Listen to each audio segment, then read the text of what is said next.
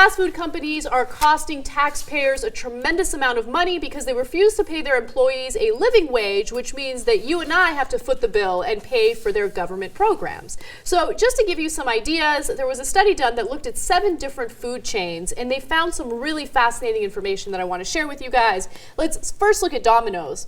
The cost to U.S. taxpayers is $126 million, but the CEO makes $9.1 million a year, and the U.S. restaurant workforce, 73,000. That is their U.S. workforce, the number of people that work for the company. They generate about $1.68 billion in revenue, and their net income is $112 million. So basically, Domino's got 73,000 people that are working for them that are also partly working for us, the taxpayers, and we didn't even know it, right? So we're paying a part of their bill, and Domino's is thinking, thanks a lot, appreciate it. Now we're going to take $9 million home in CEO pay. And this is just one company. And a lot of people will make the argument that, hey, look, we really like our cheap fast food. And if you increase the wages of these employees, then the companies are going to take it out on us, and we're going to have to pay more for the food. Well, believe me, you're paying more regardless because you have to pay for these government programs. We use the high cost of low wages because that's from a Walmart movie by Brave New Films. And same thing for Walmart as it is for these fast food chains. Yeah, you've got really, really low costs. But that's because, one, your workers are suffering, and two, they're going to have to go on government programs, and we all wind up paying for it. And by the way, including the small mom and pop shops that you drove out of business with basically your government subsidies, and then they got to then pay subsidies for Walmart. How much does that drive them crazy? Mm-hmm. Big business, not only do they oftentimes hurt their employees, it's not to say that big business shouldn't be around, it's that we should have reasonable rules that big business follows, right? And but they also wind up hurting small businesses, and that's why I believe in the free market. I think the free market should exist. In fact, we don't have the free market.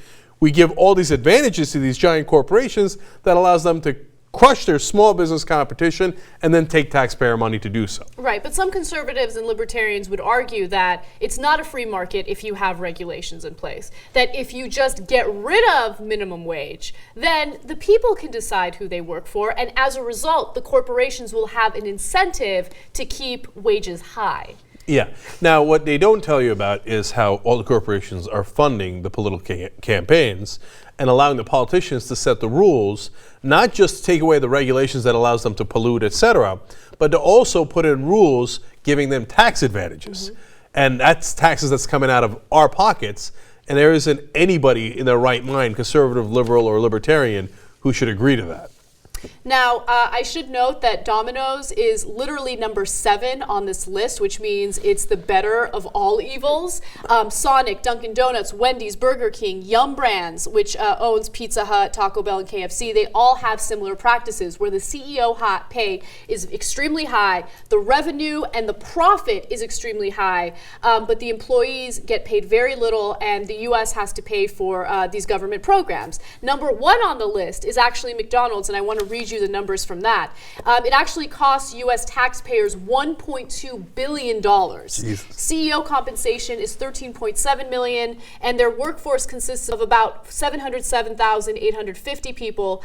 Revenue is $27.57 billion. Their net income is $5.47 billion. So they're making a tremendous amount of money, especially in profit, and they just refuse to pay their employees a living wage. If they didn't get the $1.2 billion in basically backdoor subsidies from the American taxpayers, they would still make a profit of over $4.2 billion. Yep. It's not like they'd be suffering. They'd just be paying what they're supposed to pay, right? Instead, we're made to pay for it, whether you shop at McDonald's or you don't shop at McDonald's. And there ain't nothing free market about that.